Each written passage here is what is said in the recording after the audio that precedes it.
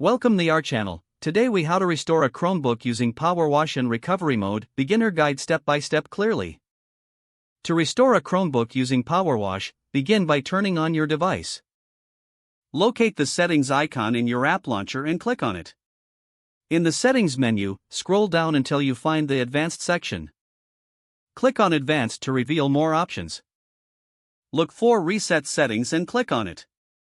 You will see an option labeled Powerwash. Click on Powerwash, then select Restart when prompted. A confirmation box will appear, asking if you want to proceed with the Powerwash. Click Powerwash to confirm your choice. Your Chromebook will now begin the reset process. Once completed, your device will restart and prompt you to set it up as a new device. Follow the on-screen instructions to reconnect to your Wi-Fi and sign in with your Google account. If you prefer to use recovery mode, first turn off your Chromebook. Press and hold the escape and refresh keys simultaneously.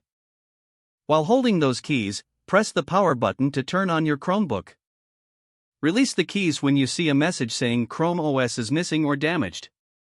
Insert a USB drive or SD card with the Chrome OS recovery image. Follow the on-screen instructions to create a recovery media if you haven't already. Select the drive containing the recovery image when prompted.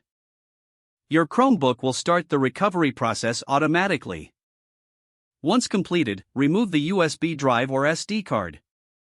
Restart your Chromebook to complete the restoration. Your device should now be reset and ready for use. Follow the setup instructions to personalize your Chromebook again. If the page does not load, refresh the browser or try again in a private or incognito window.